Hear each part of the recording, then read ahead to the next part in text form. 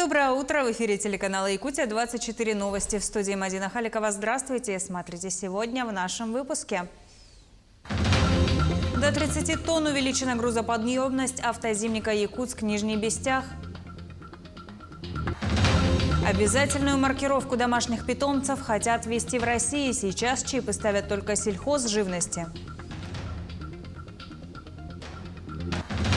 110 лучших студентов дальневосточных вузов посетят лагерь в Оржеве. В течение 2 недель под руководством наставников им предстоит провести поисковые работы на местах Ржевской битвы.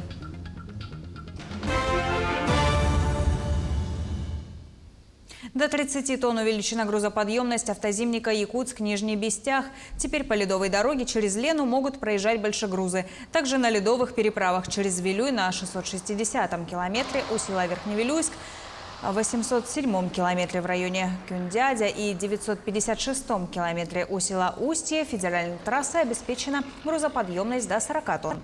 30-тонники также могут переправляться на 1049-м километре у села Крестях. Упрдор Вилюй настоятельно рекомендует автомобилистам соблюдать разрешенную грузоподъемность при проезде через Зимники. Несчастный случай во время дорожных работ произошел в Жиганском районе. 19 января при прокладке автозимника через реку Лену на базу Джарджан под лед ушел колесный бульдозер с 2 работниками алмазодобывающего предприятия, машинистом и мастером управления строительства и эксплуатации дорог. На место происшествия отправили вертолет с сотрудниками МЧС и компании «Алроса» для проведения поисково-спасательных работ и фиксации обстоятельств произошедшего. В Якутске в ходе заседания научно-технического совета Ленского бассейнового водного управления рассмотрели схемы проведения противопаводковых мероприятий. В работе приняли участие специалисты из Департамента по водным отношениям и экологического просвещения Министерства экологии, природопользования и лесного хозяйства, службы спасения и других ведомств. Участники заседания определились со схемами и обсудили ход работы по зачернению и распиловке льда на реках Лена, Алдан, Амгат, Тока и Колыма. Как говорит наш якутский ГУМС, в этом году ожидается, прогноз соответствующее скрытие и тому подобное. Где-то, они сказали, где-то 15 апреля. Методы известны давно, они по проекту это зачернение инертным материалом и распиловка баровой установкой, на базе МТЗ, большие, пилы. Виды, определены, способы определены. Спастись от водной стихии жителям микрорайона Северный в Ленске не удается на протяжении уже многих лет. Люди, получившие квартиры после наводнения, продолжают страдать от воды. Но теперь родниковой. Она разрушает дом изнутри, а городские власти и надзорные органы разводят руками. Даже признание домов аварийными не поспособствовало расселению, хотя этот микрорайон был построен как временное жилье сроком на 5 лет. О чем с годами забыли жители Севера. Народ закаленный, но не до такой же степени, чтобы выживать в трущобах в цивилизованной стране. Анна Кожевникова продолжит. Слово «дом» всегда ассоциируется с такими основополагающими понятиями, как крепость, уютное место, куда хочется возвращаться. Но для семьи Елизаветы Олесовой жилье ежедневно создает опасность. Молодая женщина боится проснуться в одно прекрасное утро и вместе с кроватью провалиться под пол. Родник под домом бьет из разных мест, наполняя подпол водой, разрушая фундамент, а по пути создавая ряд последствий. Это и сильный запах канализации, плесень и различные насекомые. Окна давно повело, дует из всех щелей. Полы деформировались. Их смело можно использовать вместо скейт-площадки. Вот у меня буквально за 2 года, видите, как полы уехали. Они и в ту сторону. Проблемы в доме номер 19 проспекта Строителей в микрорайоне Северный начались еще в 2018 году. Наша съемочная группа в гостях у Елизаветы Олесовой была в феврале 2019-го. Тогда речь шла о признании дома аварийным. Признали, но и эта мера не помогла расселить жильцов. В существующий этап программы переселения дом не попал. Начала обращаться везде, на что получала отказы. В феврале 2020 года снова повторяется ситуация. Снова у нас бьет ключ из разных мест. Если тогда был с угла дома, сейчас он омывает скалу под поле, выходит из-под скалы и заполняет подполье. Обратилась снова с маневренным жильем, на что я снова получила отказ. В такой ситуации оказалась не одна семья. В некоторых квартирах уже проваливается унитаз. Во второй квартире, да, они вставали прямо в воду. Да, грунтовые воды идут, источники какие-то бьют. Они вставали прямо с постели в воду.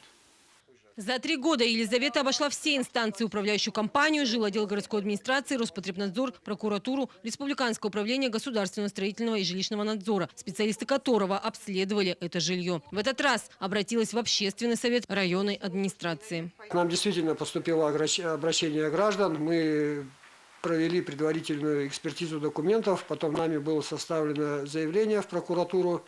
То есть заявление было зарегистрировано сегодня, и хотелось бы отметить мгновенную реакцию прокурора. То есть сегодня мы только написали заявление, и сегодня уже в составе комиссии мы смотрим объект. То есть надеемся на скорейшее разрешение ситуации. Члены общественного совета совместно с депутатами и прокурором посетили многострадальный дом. Мы посмотрели документацию, мной было предложено подготовить обращение в наш адрес, потому что было понятно, что это несколько человек страдают здесь. Проблема как бы не новая. И сам убедился, что действительно проблема есть. Но заранее, как говорится, предсказать расклад ситуации на сегодняшний момент трудно. Будем работать вместе с муниципалитетом, постараемся к каким-то консенсусам прийти.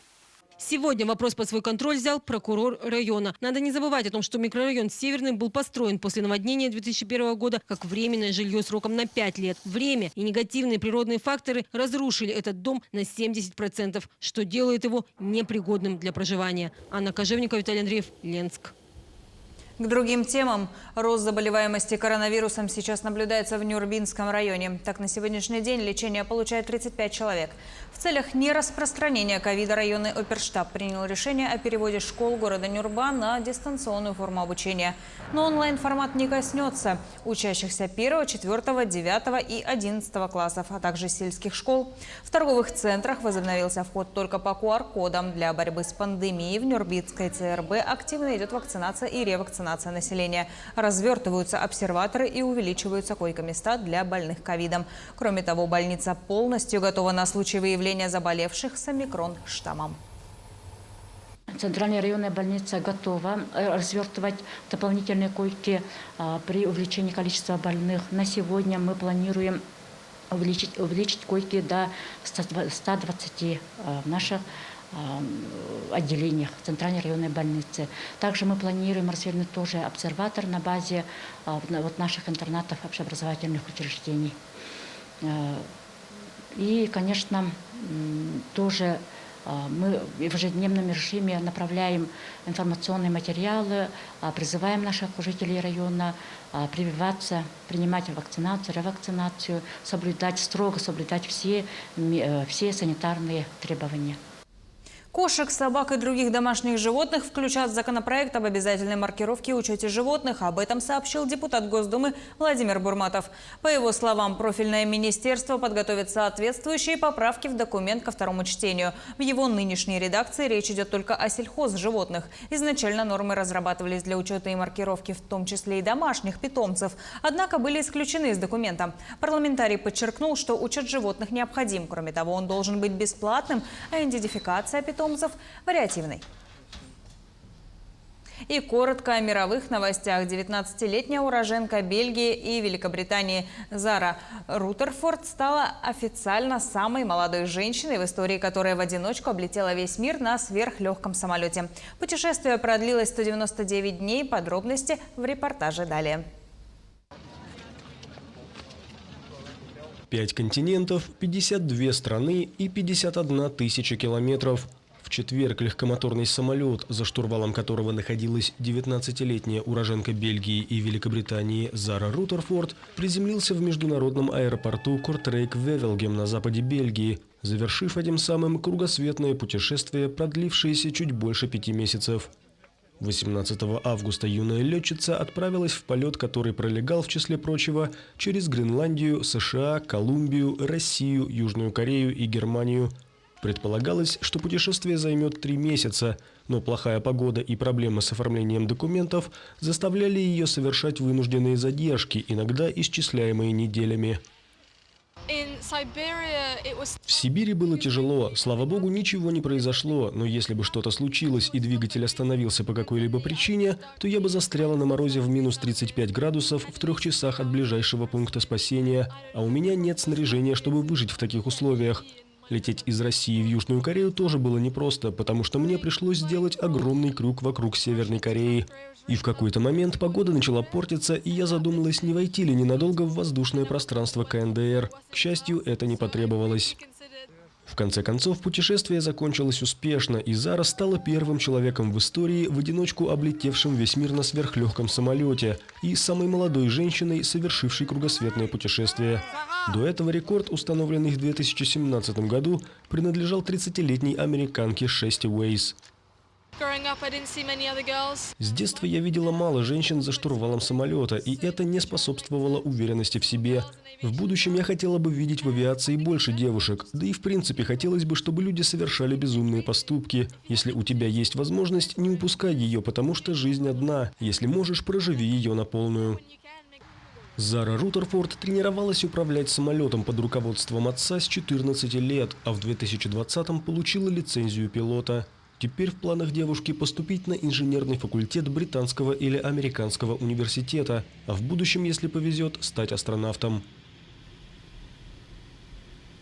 Больше 110 волонтеров-поисковиков из ведущих вузов Дальнего Востока в июле поедут в военно-патриотический лагерь имени Федора Хлопкова. Он расположен под Ржевом в Тверской области. Его открыли в 2020 году по инициативе нашей республики. В течение 2 недель под руководством наставников дальневосточной смене предстоит провести поисковые работы в местах Ржевской битвы, одной из самых кровопролитной за всю историю Великой Отечественной войны.